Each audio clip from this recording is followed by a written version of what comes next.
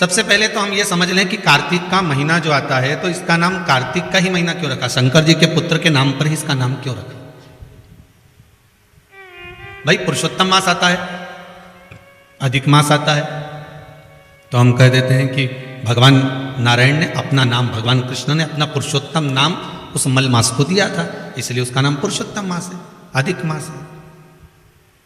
पर कोई आपसे पूछ ले कि ये जो कार्तिक का महीना आता है तो ये शंकर भगवान के पुत्र का नाम है कार्तिक है, फिर ये इस महीने का नाम कार्तिक क्यों रखा गया, उसका कारण क्या था?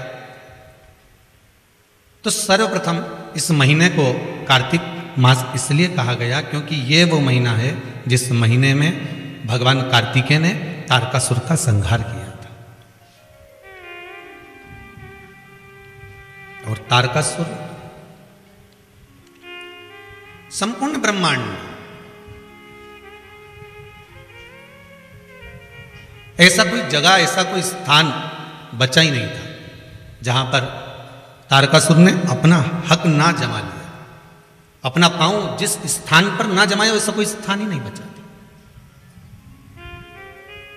प्रत्येक जगह पर तारकासुर की एक अपनी एक छटा बिखेर कर रखी थी। एक बात आपको पहले भी कही कि था असुर, था राक्षस, पर मन में उसके शिव बसा हुआ था,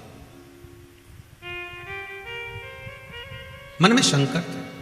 और फिर ध्यान देना, शक्कर गुड़ चाहे दिन में खाओ चाहे रात को खाओ, शक्कर शुगर चाहे दिन में खाओ चाहे रात को खाओ, उजाले में खाओ चाहे अंधेरे में खाओ, कोई भी खाएगा वो मीठी ही लगेगी। लगेगी कि नहीं लगेगी? क्या अंधेरे में उसका स्वाद चेंज हो जाएगा? अरे बोलो तो, होगा चेंज? नहीं। दिन में अलग स्वाद आएगा क्या शुगर का?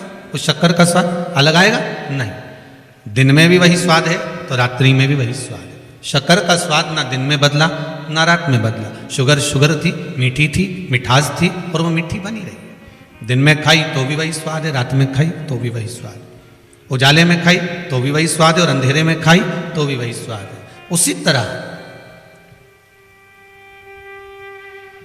आपका मन नहीं है,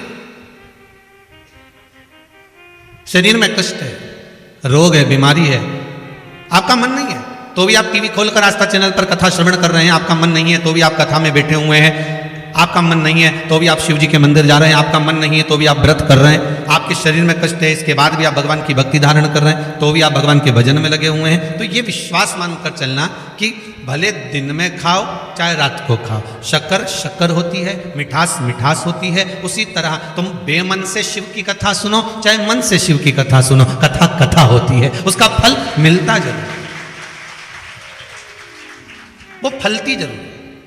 उस कथा का फल, उस कथा का जो रस तत्व है, उसका जो स्वाद है वो आपको प्राप्त जरूर होगा।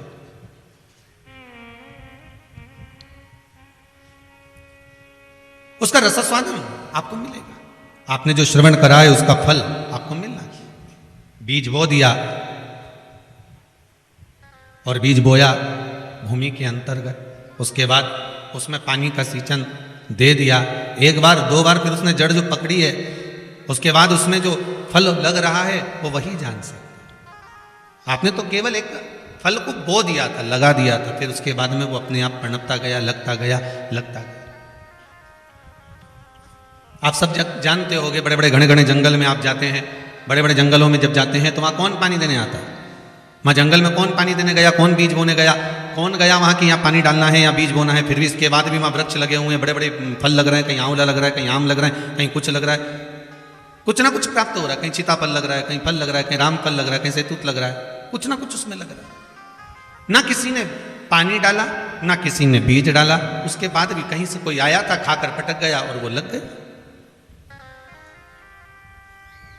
उसी तरह मन नहीं है तो भी अगर भगवान की कथा का रसास्वादन कर रहे हो, चित्त नहीं है उसके बाद भी अगर भगवान की कथा को श्रवण कर रहे हो। आज किसी ने एक प्रश्न भेजा है व्हाट्सएप पर, गुरुदेव एक बात बताइए कि जैसे दिवाली आ गई है, हम दीपावली का काम करेंगे और दीपावली के समय पर हम दुकान पर बैठेंगे और कथा भी थोड़ी थोड़ी सुनना है। मान लो हमारा मन कथा में अब टीवी हमने लगा ली दुकान के अंदर, दुकान में टीवी चल रही है और हम काम में लगे हुए और कथा नहीं सुन पाए, उसका कोई फल मिलेगा कि नहीं मिलेगा? तो वो भी यहाँ शिव महापुराण में वर्णन कर रही है। वो भी कह रही है कि शक्कर रात को खाई चाहे दिन में खाई, पर मीठी की मीठी है। अंधेरे में खाई चाहे उजाले में खाई, वो मीठी की मीठी है। उसी तरह आपके यहाँ टीवी चल रही है, आस्था चैनल पर शिव महापुराण की कथा चल रही है, वो कथा अपना काम करेगी, तुम अपने कर्म में लीन रहिए, कर्म करते रहिए। वो अपना काम कब कर जाएगी ये आपको मालूम ही नहीं पड़ेगा। वो कथा कब क्रम करके चली जाती है उसका मालूम नहीं पड़ता। बस पहले भी कहा, काम करते रहो, नाम जपते रहो, पार कर देगा भोले कभी ना कभी, वो करेगा। आप अपने कर्म में लगे रहिए, भगवती स्मरण में लगे रहिए। हाँ, यदि 2 क्षण भी आपके यहां पर ग्राहक आ रहे हैं, लगातार चल रहे हैं, 1 क्षण की भी सत्संग की आवाज आपके ग्राहक पर, आप पर, परिवार में किसी व्यक्ति पर पड़ जाती है, तो उसका सुख आपको ही तो प्राप्त होगा, कहां दूसरे को। उसका एक आनंद अपने को ही प्राप्त होगा, दूसरे को नहीं। महाराज, तारकासुर था राक्षस, असुर था। जब तारकासुर को आते हुए देखते थे तो ब्रह्मदेव खुद भी चले जाते थे, ब्रह्मा जी सामने खड़े नहीं होते थे। तारकासुर को आते हुए देखते थे तो भगवान विष्णु भी वहां से चले जाते थे। न ब्रह्मा उसके सम्मुख में आ रहे, न भगवान विष्णु उसके सम्मुख में आ रहे। पर अब जरा विचार करिए कि भगवान ब्रह्मदेव और भगवान नारायण को क्या दिक्कत थी? उसको मार सकते थे, उसका संहार कर सकते थे, फिर क्या दिक्कत है? कहा कि जितना बड़ा वो असुर था, जितना बड़ा वो राक्षस था, उतना बड़ा ही वो शिव का भगत था। जैसे रावण लंकाधिपति लंकेश, रावण लंकेश लंकाधिपति रावण भी ऐसा ही था असुर, राक्षस प्रवृत्ति थी, राक्षस जीव था, पर ब्राह्मण कुल में जन्म लेने के कारणवश वो भगवान शिव का उपासक भी था। वो भगवान शंकर का उपासक भी और शिव भक्ति में डूबा हुआ, शंकर का गुणगान वो कर रहा है, दिन रात प्रतिदिन भगवत शिव के स्मरण में डूबा रहता है।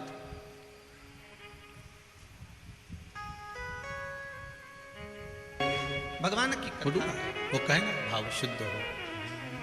दिन में खाई तो भी शक्कर मीठी लगी है, रात्रि को खाई तो भी शक्कर मीठी लगी है, अंधेरे में खाई तो भी मीठी लगी है, उजाले में खाई तो भी मीठी लगी। आप जिस भाव से श्रवण कर रहे हो वो कैसा भी आपका भाव, तारकासुर का स्वरूप है राक्षस, पर भीतर मन में शिव तत्व समाया, भीतर शिव तत्व है। अच्छा, मनुष्य के भीतर शंकर है, इसको पहचानोगे कैसे? चलो, आज बहुत विचित्र कथा निकली है तो वो भी अपन सुनी ले। कार्तिक मातम में अगर मालूम पड़े आपको, ऐसा ज्ञात हो कि मनुष्य के भीतर शिव है, इसको कैसे पहचानो? बोलो जरा जल्दी। अब कोई मांग में सिंदूर भर ले तो पहचाना जाए कि ये शादीशुदा है, पाँव में बिछुड़ी पहन ले तो मालूम पड़ जाए कि शादीशुदा है। अब ना मंगलसूत्र पहनी हो, ना बिछुड़ी पहनी हो, ना मांग भरी हो, तो और वो निकल कर जाए तो उसको कौन पहचानेगा कि ये शादीशुदा है? तो हो सकता है कोई आपसे कह दे कि हम कैसे मान लें कि आपके अंदर शंकर है? पहले प्रकट करके दिखाओ। भाई, पत्थर में अग्नि है तो घर्षण करा, अग्नि प्रकट हो गई। लकड़ी में अग्नि है, लकड़ी को घर्षण करा, अग्नि प्रकट हो गई। शरीर में अग्नि तत्व है, घर्षण करा, हथेली गर्म हो गई।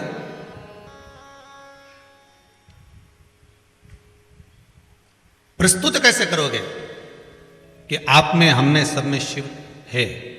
उसको प्रकट कैसे करोगे? उसको सामने प्रस्तुत कैसा करा जाए? तो स्कंद पुराण में कहा, जहां पर श्री सत्यनारायण भगवान की कथा स्कंद पुराण में लिखी गई, उसके प्रथम में वर्णन किया गया कि 24 घंटे में से आप 1 मिनट भी आपकी वाणी पर अगर सत्य वचन आया है तो समझ लेना कि शिव आपका है और शंकर आपके अंदर समाहित है। 24 घंटों में से केवल एक क्षण भी आपकी जिह्वा पर सत्य आ गया तो समझ लेना कि शिव प्रगटा है, शिव सामने प्रकट हुआ है, शिव साक्षी में आया। अब एक व्यक्ति ने कहा मैं तो 24 घंटे ही झूठ बोलता हूं। हमने कहा देखो सत्य निकला कि नहीं निकला। एक व्यक्ति बोला आप बोल रहे हो कि सत्य निकलेगा तो शिव है, मानो सत्य निकलेगा तो शिव, तो मैं तो 24 घंटे झूठ बोलता हूं। तो हमने कहा ये सत्य बोला कि नहीं बोला?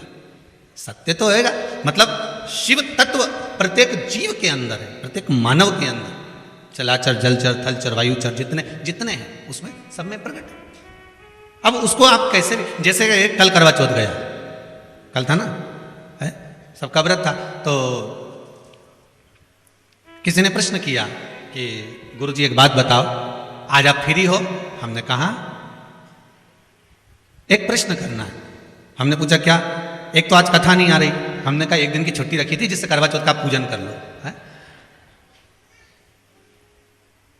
रोज महादेव को मनाते हो, आज देव को मना लो, इसलिए पूजन की छुट्टी रखी। तो उन्होंने कहा गुरुदेव ये बताओ, जब भी माताएं जब मेहंदी मंडवाती है तो मेहंदी मंडवाते समय हथेली में बीच में अपने पति का नाम क्यों लिखाती? मैंने कहा इतनी सी बात के लिए तूने मैसेज करा, ये तो तू कैसे भी पूछ लेती, अपने रिश्तेदारों से पूछ ले, परिवार में किसी से पूछ ले कि हथेली पे पति का नाम क्यों लिखा। तो कहनी हमने पूछा पर सही जवाब नहीं मिल रहा। हमने कहा सही जवाब बस इतना सा है कि नारी मेहंदी मंडवाती है तो हथेली पे अपना पति का नाम इसलिए लिखवाती है कि पति मेरी मुट्ठी में रहे। अब उसमें इतना टेंशन लेने की जरूरत? उसने अगला मैसेज लिख के फूल बनाया और हाथ जोड़ के लिख दिया श्री शिवाय नमस्तुभ्यम। इतना भारी तो कोई प्रश्न ही नहीं था। अब समझो तो बात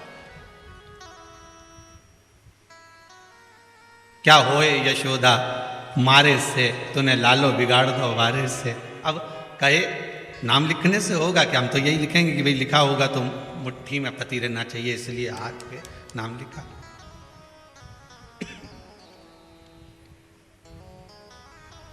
नहीं तो कई है, यहां शंकर जी का नाम लिख लो, यहां लिख लो, यहां लिख लो, और बचा कुचा था तो शिव जी का नाम ना जाने कहां कहां महाकाल। तुम देखना कहीं मिलेंगे आपको बहुत सारे, कोई यहाँ नाम लिख रहा है, कोई यहाँ नाम लिख रहा है, कोई यहाँ नाम लिख रहा है, कोई यहाँ नाम लिखे।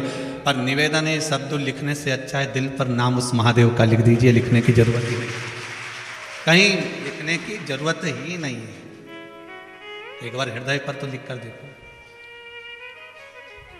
मुख में हो राम नाम राम सेवा हाथ में, तू अकेला नहीं प्यारे राम तेरे साथ। हृदय पर भगवान शिव का नाम, तन पर नाम लिख लोगे, उसका कोई मूल तत्व नहीं है, पर मन पर एक बार लिखा गया तो उसकी मूल। ताड़कासुर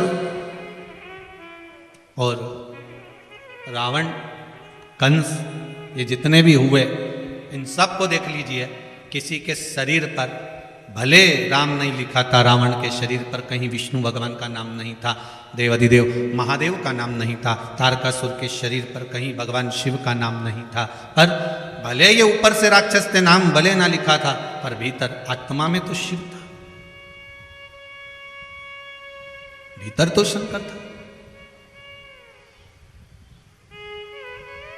और एक बार शिव अगर भीतर समाहित हो गए, मेरे देवाधिदेव महादेव एक बार अगर आपके भीतर समाहित हो गए, एक बार आपके हृदय में अगर आकर बैठ गए, तो फिर वो चित्तवृत्ति कहीं जा ही नहीं सकती कि खानो नहीं भावे मन पीनो नहीं भावे रे, दौड़ दौड़ मन सत्संग जावे रे, कि मैं तो हरि की दीवानी ऐसी हो गई रे, सपनों में आवे मारा सांवरिया। जब चित्त वृत्ति में परमात्मा समाहित हो जाता है, भगवान इस हृदय बिंदु में जाकर बैठ जाता है, फिर कुछ सुहाता ही नहीं है। हमने एक बात पहले भी कही, आज फिर कहते हैं। कई लोग कहते हैं अगरबत्ती लगाकर जाने से क्या होता है, घर में दिया लगाकर जाने से क्या होता है, भगवान के सामने धूप लगाकर जाने में क्या होता है, भगवान के सामने प्रणाम करके जाने से क्या होता है, भगवान को नमन करके जाने में क्या होता है, भगवान को स्नान कराकर पूजन कराकर अर्चना कर जाने में, घर पर से जब निकलें तो हम बार बार कहते हैं कि भगवान को 2 अगरबत्ती लगाकर जाओ, धूप बत्ती लगाकर जाओ, चाहे दिया लगाकर जाओ, नहीं लगा के जाओ तो सिर तो झुकाकर जाओ। भगवान के सामने एक बार उसके सम्मुख में पहुंचकर, तुम्हारे घर में जो छोटा सा मंदिर हो, तुम्हारे घर में जो छोटा सा शिवलिंग हो, तुम्हारे घर में जो ठाकुर जी हो, लड्डू गोपाल हो, कृष्ण हो, राधा हो, जो भी तुम्हारे घर में विराजमान है, कम से कम उसके सामने एक बार पहुंचकर इसके बाद जाओ।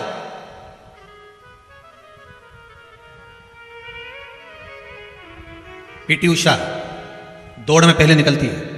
एक बार इंटरव्यू में आया था, उससे पूछा गया कि तुम दौड़ती हो तो इतनी आगे कैसे निकल जाती हो। पीटी उषा ने कहा, मेरी मां ने कहा था जब तू कहीं कंपटीशन में जाएगी तो ठाकुर जी का दर्शन कर कर जाना, और जब पहला घुटना तू जमीन पर टेके और दौड़ने की तैयारी करे, उस समय तेरे मन में यह भाव आना चाहिए कि भगवान कृष्ण तेरी माखन की मटकी लेकर भागा है और तू उसको पकड़ने के लिए जा रही है। पड़ोसी को मत देखना, बस कृष्ण को देखना, और कृष्ण को पकड़ने के लिए जाएगी तो यह पक्का है कि दुनिया के लोग पीछे रह जाएंगे, तू आगे निकल जाएगी। और वही करती है वो।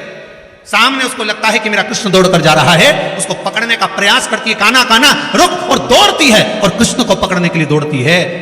तो कब मंजिल सामने आ जाती है मालूम नहीं पड़ पाता। उसी तरह हमारा शास्त्र कहता है, हम जब भगवान के सामने धूप लगाकर, अगरबत्ती लगाकर, धूपबत्ती लगाकर, दिया लगाकर हम किसी भी कार्य के लिए जा रहे हैं, चाहे दुकान पर जाओ, व्यापार में जाओ, सर्विस पे जाओ, नौकरी पर जाओ, व्यवसाय में जाओ, तुम भगवान के आगे धूप लगाकर जा रहे हो, तो यह सिद्धता है कि तुम्हारा जो दिन भर का कर्म होगा वो सफलता की ओर बढ़ते चले जाए। ये पक्का दिन भर का जो कर्म होगा उसमें सफलता। ये एक बात आई है किसी की, बड़ी सुंदर है महाराज।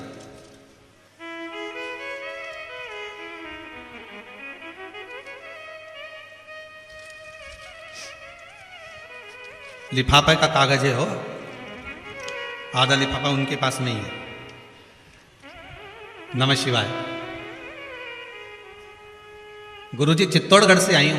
कहाँ बैठी हैं? हाथ उठाओ जरा। हाँ जरा माइक दे रहा।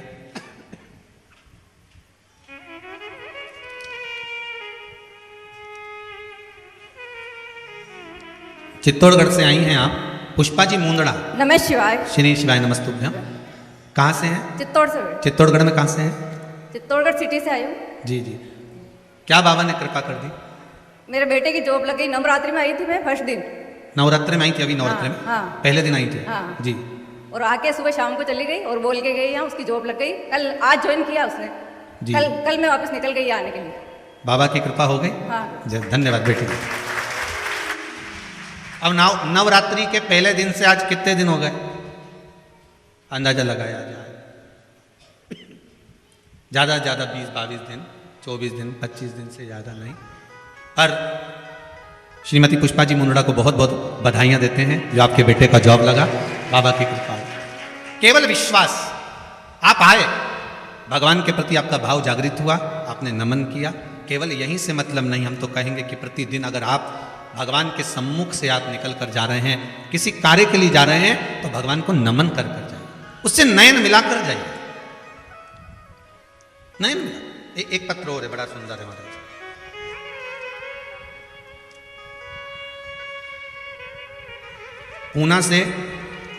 पूना से आरती जी ओझा। कहाँ है? खड़े हो, माइक दीजिए जरा इनको। शिवाय नमस्तुभ्यम महाराज। श्री शिवाय नमस्तुभ्यम। आपने लिखा है आरती जी ओझा श्रीमती जी। पूना से कहाँ से हैं आप? जी पिंपरी से। पिंपरी से। बाबा ने क्या कृपा करी?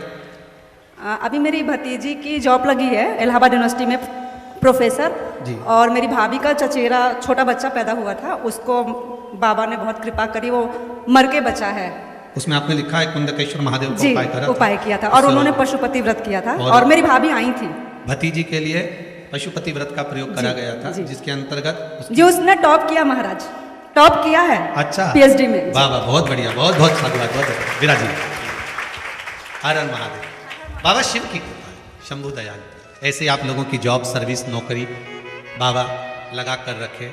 हमारी भी नौकरी बहुत अच्छी है।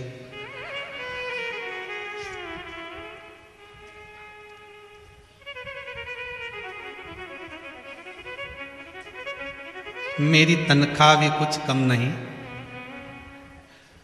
है। बड़ी कृपा। मेरी किस्मत का जब गुल खिला, तब जा कर के ये दर मिल गई मुझको चौखट तेरी, सबसे बढ़िया है सबसे, भोले बाबा तेरी नौकरी, सबसे बढ़िया है सबसे बढ़िया, तेरे दरवाजे की चाकरी, सबसे बढ़िया है सबसे बढ़िया। बाबा की कृपा सब जीवों पर बनी रहे। मेरा विश्वनाथ शंभो सबकी मनोकामना। बहुत सारे पत्र हैं, जैसा जैसा समय मिलेगा वैसा वैसा स्मरण करेंगे। करुणा शिव की।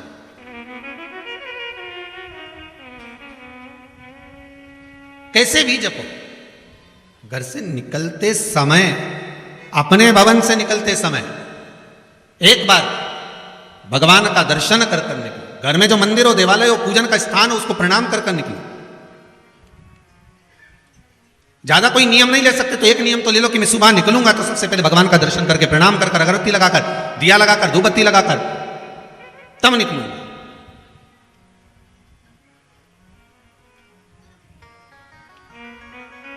अब आज के जमाने में बड़ा भ्रम पैदा कर दिया लोगों ने, बड़ा भ्रम। अब एक भ्रम यह भी पैदा कर दिया कि महाराज अगरबत्ती नहीं लगाना चाहिए, तो उसमें कई बांस होता है, तो कई लोगों ने व्हाट्सएप पे डाल दिया। तो सब देखिए, अगरबत्ती लगाओगे, ये कई दुनिया के जितने विरोधी लोग हैं ना, ढेर सारे, वो तो ये भी चाहते हैं कि तुम अगरबत्ती क्या, तुम तो सिर भी मत झुका भगवान के। ये दुनिया के जितने अधर्मी लोग हैं ना, विरोधी लोग, ये तो इस पक्ष में बैठे हैं कि कैसे भी व्हाट्सएप पर ऐसी चीज डाल दी जाए कि ये भगवान के सामने भी सिर ना झुका। ये जितने विरोधी हैं, ये सब कभी लिख देते हैं कि अगरबत्ती मत लगाओ, उसमें बांस फंसा हुआ है, ये मत लगाओ, धूपबत्ती मत लगाओ तो भगवान को खांसी हो जाएगी, तो दिया मत लगाओ तो घर की छत काली पड़ जाएगी। तो ये जितने विरोधी हैं ना, ये सब इस तुक में बैठे हैं कि हिंदू धर्म को कैसे भी तोड़ दिया जाए।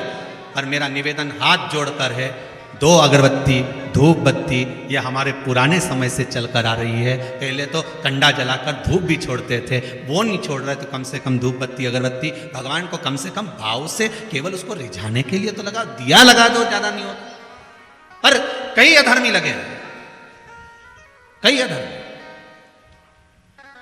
ये तो चाहते हैं कि आप कैसे भी घर में प्रणाम भी ना करें, ये तो चाहते हैं कि कैसे भी भगवान को नमन तक ना करें। पर हमें हमारे धर्म को आगे बढ़ाते हुए, हमें प्रणाम करते हुए, नमनता करते हुए, हमें भगवान का भजन करते हुए अग्रणी हो।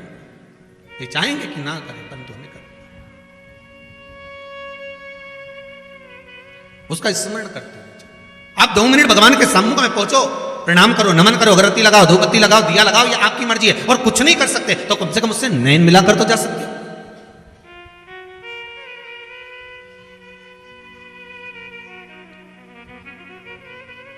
नैन लड़े त्रिपुरारी से मैं उनकी हो गई,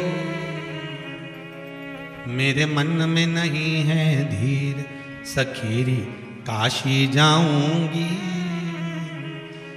मुझे उठे विरह की पीड़, सखीरी में काशी काशी जाऊंगी, जाके गंगा नहाऊंगी, मैं काशी जाऊंगी, जाके गंगा नहाऊंगी, मेरे मन में नहीं है धीर, सखीरी में काशी जाऊंगी। छोड़ दिया मैंने खाना पीना तेरी याद में।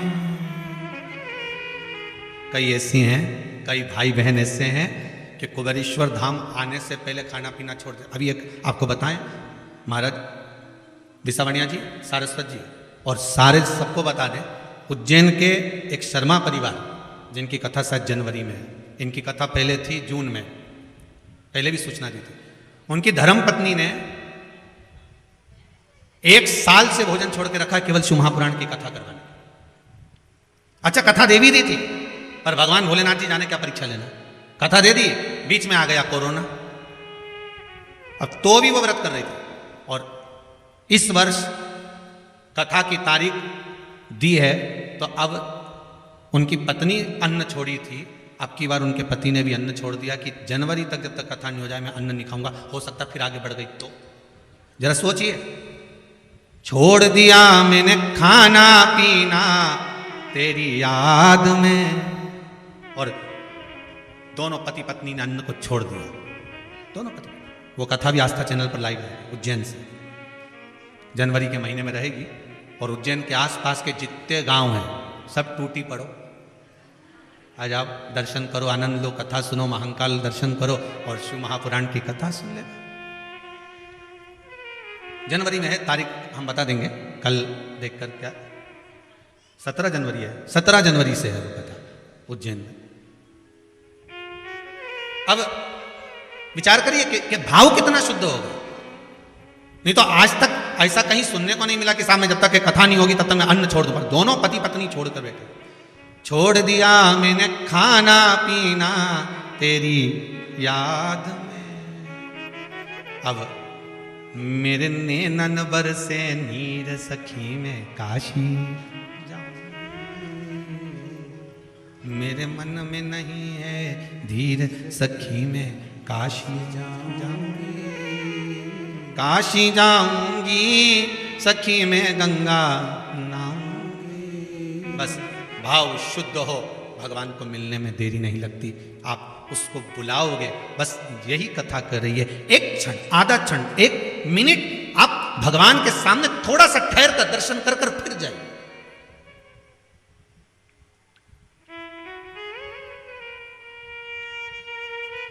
एक क्षण ठहर कर फिर जाइए, 2 मिनट। हम भगवान का दीदार, हम भगवान का दर्शन क्यों ना करें। महाराज षडानंद कार्तिकेय जी की धर्मपत्नी देवसेना, देखिए शिव महापुराण में कार्तिकेय जी के विवाह का कोई प्रसंग नहीं है। इसमें तो लिखा है कि कार्तिकेय बाबा ब्रह्मचार्य व्रत का पारण करें, पर ब्रह्मवेत्ता पुराण के अंतर्गत लिखा है कि कार्तिकेय महाराज की 2 धर्मपत्नियां थी, देवसेना और वल्ली देवी। ब्रह्मवेत्ता पुराण में लिखा है कि कार्तिकेय बाबा की 2 धर्मपत्नियां थी, एक था देवसेना, दूसरी वल्ली देवी, पर शिव महापुराण में नहीं लिखा। तो कोई कहे कि गुरुदेव आप बोल रहे हैं कि कार्तिकेय जी की धर्मपत्नी थी, तो शिव महापुराण में नहीं लिखा, फिर कहेंगे ब्रह्मवेत्ता पुराण में लिखा। तो कार्तिकेय जी की धर्मपत्नी थी देवसेना, एक बार उसने भी कार्तिकेय बाबा से षडानंद जी से प्रश्न कर लिया।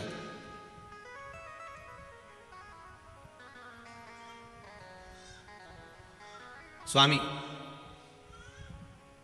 देवसेना बोलती थी स्वामी, इसलिए आज भी आंध्रा में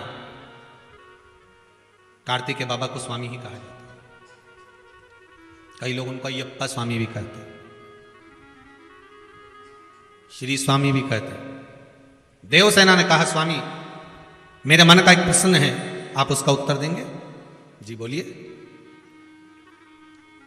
क्या हुआ, क्या चाहती हो? देवसेना ने कहा प्रभु जी, सारी दुनिया के लोगों के 1 मुख होता है, 2 मुख होते हैं, किसी का 10 मुख भी होता है, पर आपके 6 मुख क्यों हैं? कारण क्या है षडानंद कार्तिकेय आपके 6 मुख का? भगवान कार्तिकेय महाराज ने अपनी धर्मपत्नी देवसेना से कहा, देवसेना सुनो, मेरे 6 मुख ये मुझे गंगा जी की देन है। जब मेरा जन्म हुआ था तब मैं 6 भागों में प्रकट हुआ था, पर मेरी माताओं ने, कृतिकाओं ने, संतों की धर्मपत्नियों ने मुझे 1 कर दिया, मुख 6 रखे, शरीर 1 कर दिया। तो प्रभु जब माता कृतिकाओं ने आपके शरीर को 1 कर दिया था, तो मुख को 1 करने में क्या दिक्कत थी?